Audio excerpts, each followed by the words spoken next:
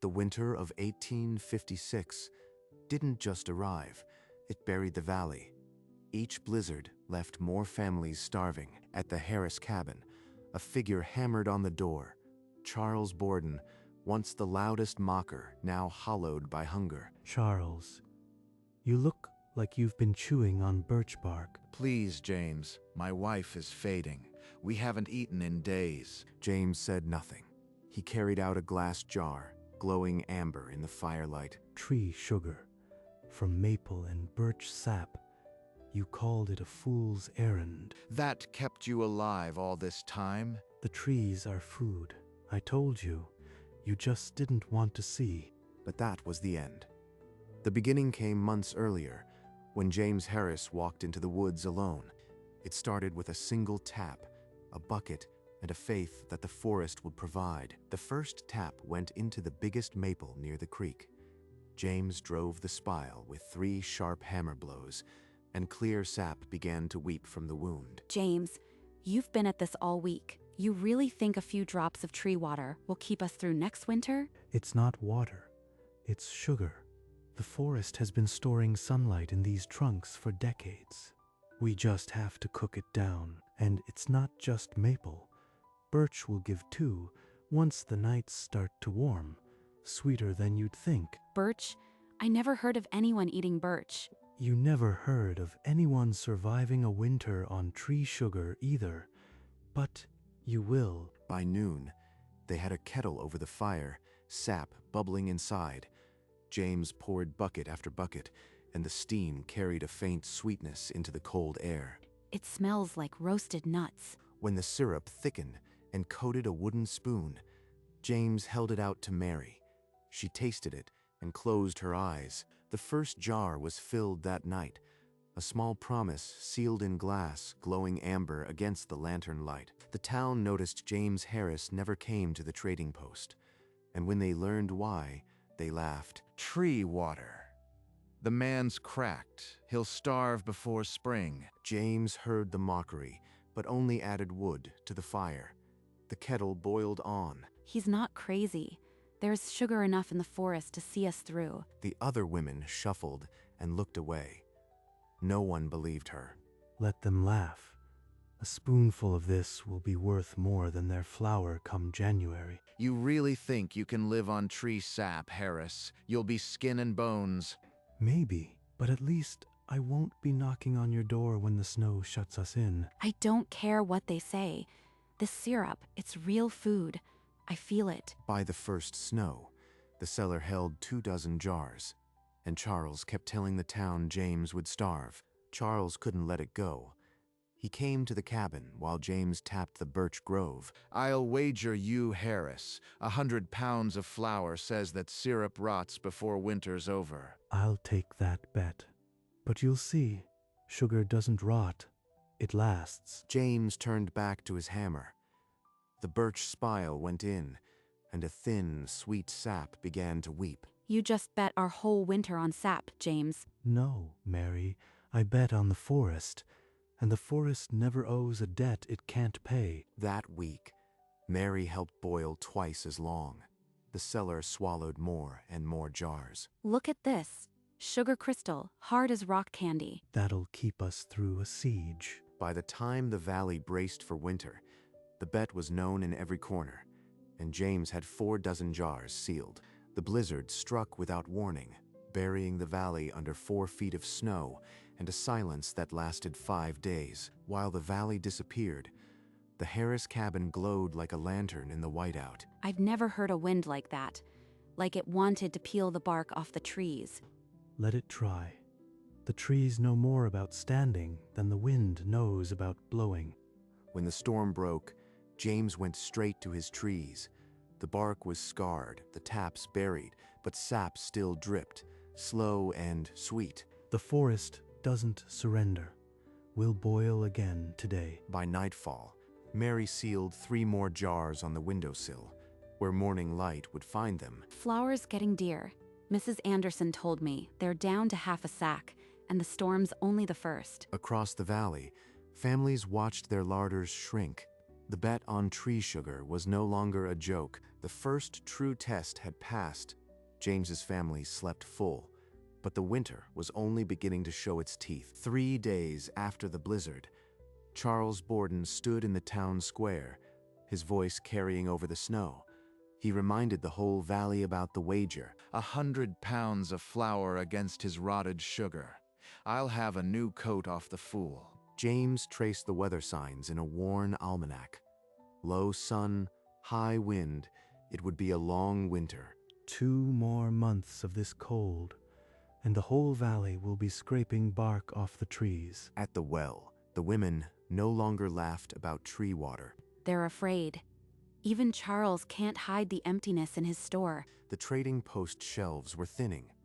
Charles's cheer was strained. A customer asked when flour would come. Charles looked at the snow-buried window and shook his head. The forest will keep giving. We just have to outlast their doubt. So the valley split, half still betting on a man starving, and half who began counting their own provisions. The second blizzard hit harder, howling for 3 days. It froze the creek solid and buried the paths. In dark cabins, families huddled under thin blankets, their food running to nothing. But in the Harris cellar, jars still glowed golden. More than enough, more than anyone would believe. That Bell child hasn't eaten a full meal in a week. I could see bones in her wrists. When no one watched, Mary slipped a small bowl of syrup to the child. At the trading post, Charles Borden stood before bare shelves. His own wife was thinning, and his laughter had long stopped. Desperate eyes turned toward the Harris cabin. The man who tapped trees suddenly didn't seem so foolish. They'll be at our door any day now, and I'll have to decide. We can't keep watching them starve, James. It's killing me. The sugar was there, locked in glass and tree bark, but the valley hadn't yet learned to ask the right question. James, the whole valley is hollowing out. We have so much. Why can't we share it? Because if we open those jars now, 100 hands will empty them before the worst even arrives. I can't bear it. Every day, I hear children crying from hunger, and we sit here with sugar. She's right, but if I give in now, the whole town will swarm us, and we'll all starve in March. Then teach them. Just a few. The women would listen. They're desperate. If I teach one, the whole town will expect it. And I am not sure the trees can give enough for everyone. Outside, the wind moaned. Somewhere, a mother was holding a child who hadn't eaten in 2 days. We wait 1 more week. If the cold holds, the sap will keep. Then we decide. 1 week. But if another child fades, I am going to the trees myself. They sat in silence, the fire crackling, the weight of the valley pressing on the walls. 3 more days without a thaw. The Bell child slipped into a fever, her body unable to fight without food. James, it's the little Bell girl. She's dying. I can hear her mother crying from here. 4 dozen jars. Enough for a year. And I am letting a child die. He trudged to the Bell cabin. Through a crack in the shutter, he saw the girl, pale and still as birch bark. I saw her, hollow as a winter bone. I've never felt so much a coward. Then why can't we just give them a jar? 1 jar, James. That's all. At the trading post, Charles Borden's smile was gone. He hadn't eaten a full meal in 3 days. 1 jar opens the flood. But if I don't, I'll see that child's face until I die. Lord, give me strength. I am 1 more night away from taking the jars myself. Outside, the wind picked up, and the valley held its breath. That night, the blizzard swallowed the valley whole. Through the white, a figure stumbled toward the Harris cabin. Charles Borden, his pride frozen off his bones. Charles, you look like a man who's eaten his own boots. Please, James. My wife, we're starving. I was wrong. Tell me what you've been eating. James led him not to the hearth, but down to the cellar, where rows of golden jars glowed like captured sunlight. What is this? Are you a sorcerer? No magic. Tree sugar, maple and birch, boiled down, and it'll keep until the crows peck out my grave. I'll teach you the whole craft. Taps, boil, sugar. In return, you bring me all your tallow and salt, and you'll tell the valley I am no fool. Done. Show me. I'll carry the salt myself. They stepped back into the storm, Charles following James to the nearest maple, where a spile still dripped even in the freeze. This is where it starts. Tomorrow, you drill your first. The forest is about to become your pantry. At dawn, James handed Charles a brace and spile. The lesson began on a grand old maple, where the sun first struck the bark. Drill upward, not straight. Let gravity pull the sap to the bucket. You are not hurting the tree. You are borrowing its winter stores. So simple. All this time, the trees were full of food. It's already running. How much can one tree give? Enough. We'll boil now. You need to see the firework on it. Hours. You boil it until the syrup sheets off a spoon. That's how you know it'll keep forever. When the batch finished, Charles held a chunk of crystallized sugar in his palm, hard and sweet as anything he'd ever traded. Take 3 jars for your wife. You've earned them. And don't break the bet. I'll take that salt now. You are no fool, Harris. I was the fool. Charles Borden walked home with sugar in his arms and a new word forming on his lips, one that tasted like survival. The morning after Charles left, Mary wrapped her shawl tight and went to the Bell cabin. She didn't bring syrup. She brought a brace and spile. No more bowls in secret. Today, I show you the trees, Mrs. Bell. Your daughter needs more than charity. By noon, 2 other desperate mothers had followed. Mary led them to a stand of maples and showed each the angle of the drill. Feel that. It's not water. It's sugar the tree stored all autumn. Boil it, and your children won't cry with hunger tonight. Word passed through the valley faster than the wind. Women who had mocked now came with empty buckets and desperate eyes. Look at them. The trees Mary always said were full of mercy. By the week's end, the dozen families had sap boiling. James helped rig a larger kettle, and the forest rang with the sound of hammers on spiles. The children can carry the buckets. Let them learn. Each small hand is one less empty belly. The first jars of community syrup cooled on windowsills that night. Golden light, reflecting faces that had forgotten hope. The forest had become a pantry, and Mary Harris had opened the door. The men came the next morning, not swaggering, but carrying hammers their wives had set by the door. That birch there, the one with the white scar, tap it low, same angle. By tomorrow, you'll have enough to boil. By noon, horse-drawn sleds hauled barrels of sap from every clearing, and the forest echoed with the thump of hammers on spiles. Dip the bucket, child, and pass it on. Your father's waiting by the kettle. 4 boiling sites now steamed in the valley. Each kettle was a small sun, each family a fragile hope. We're not the fool anymore.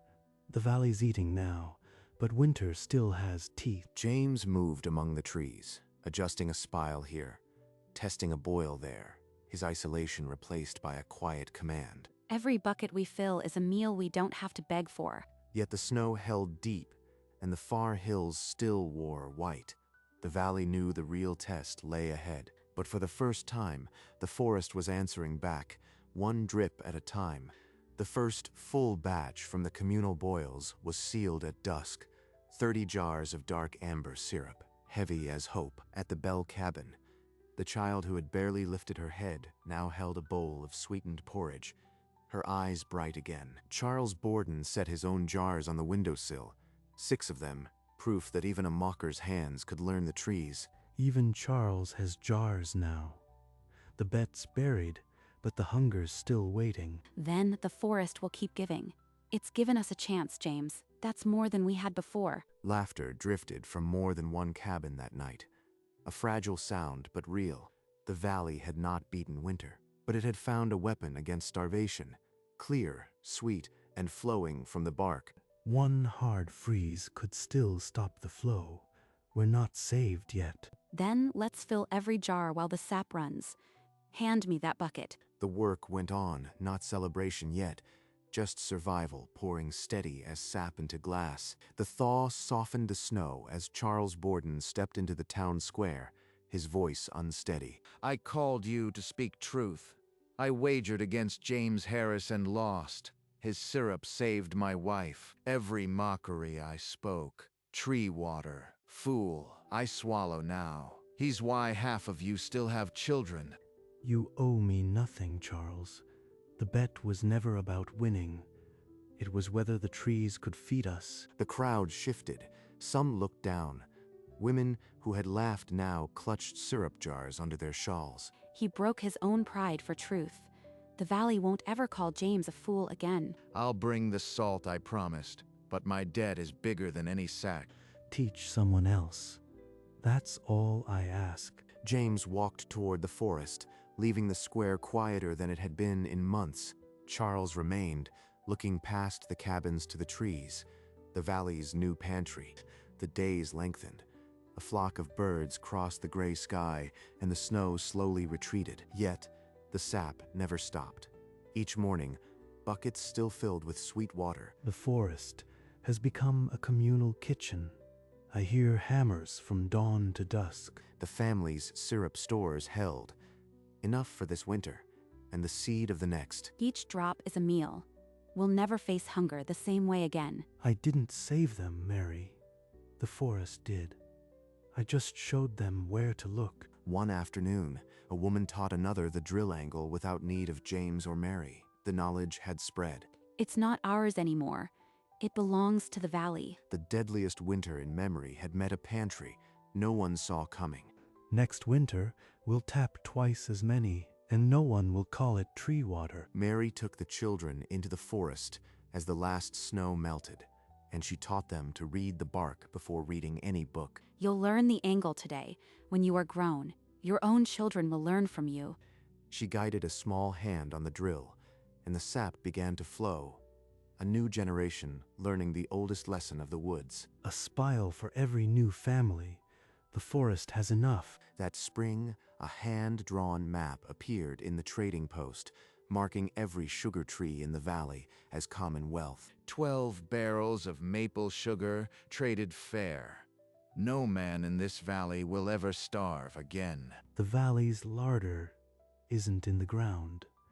It's standing on 200 trunks. The children know more trees than I did at their age. It's in their blood now. The sugar bush became as permanent as the mountain itself, tended by all, owned by none, feeding everyone. The trees would feed them, now and always. That spring, the valley gathered beneath the maples. Tables were heavy with food, and at every setting, a bowl of dark syrup. We didn't defeat winter. We learned to eat with it. The forest was always full. Every tree is a friend now. They gave us life. An old man who had laughed through autumn pressed his palm to a maple trunk and wept. I've traded everything, but this syrup is the only treasure I've ever held. They bowed their heads, not to a creed, but to the woods that had kept their children alive. Children who had wailed from hunger now laughed with sticky fingers. Their mothers watching, no longer afraid. He tapped the trees for sugar all winter and was mocked. Then the deadliest winter came, and the forest fed them all. The forest was no longer timber. It was a pantry, a promise, a parent, and the man who listened to the trees became the man who saved them all. That night, the Harris cabin was quiet, the fire low, the jars all counted. I almost stopped, Mary. The night Charles came begging, I thought my jars might rot. I never doubted you. Not the trees, not the sugar. I knew the forest would hold. I was afraid. Afraid I'd been wrong, and you'd pay for my stubbornness. Stubbornness kept us alive. The trees were always full. You just had to prove it. They sat without speaking for a moment, the fire's last light catching the lines on their faces. We didn't get rich, but no one buried a child this winter. That's enough. More than enough. The valley will remember this. Her hand found his, and together they watched the embers. Outside, the trees stood tall, their treasure only just beginning to be known. The story passed from mouth to mouth across the mountain passes. A woodsman tapped trees for sugar all winter, while the valley mocked him. Then the deadliest winter came, and his cellar fed the families. The dead tree stood as a reminder. Those who ignored the forest went hungry. A single spile and bucket was once a joke. Now it was a common tool. The forest was no longer timber. It was a living larder, hidden in plain sight. Amber sap against white snow, proof that wisdom can be sweeter than grain. The trees keep giving, season after season, because one man refused to doubt. In every cabin, children learned to read the bark before they could read print. And the man who listened to the trees became the man who fed a valley forever. The next winter came milder, but the valley still pointed to the sugar bush. Children ran among the trees with buckets, their laughter older than any memory of hunger. This little one drilled her first tap today, not a drop wasted. The forest glowed with the new tradition. Every family had its taps, every child a chore. A small girl, no higher than Mary's waist, carried her own spile and hammered it true. She'll never know a winter without sugar. What a gift. 10 spiles for every one we started with. The forest is full. He watched the valley from a ridge, but he no longer needed to teach. The knowledge lived in the children. A single drop of sap fell into a waiting bucket, the sound of timeless provision. The forest that once hid its treasure now gave it freely, season after season. One tap still drips in the quiet wood, a slow pulse of amber. The cold that once killed now reminds every child to look up at the trees. It was never magic. It was patience, a hammer, and a willingness to listen. The forest asked for nothing but the trust of one stubborn man. In a land where cold killed, James Harris taught his people to eat the forest, and every winter since, the trees have fed them. A single drop, a single man, a valley saved. The forest still whispers his name in the dripping of every spring, and the man who tapped trees all winter, while they mocked him, became the reason they lived. He tapped the trees for sugar all winter and was mocked. Then the deadliest winter came, and the forest saved them all.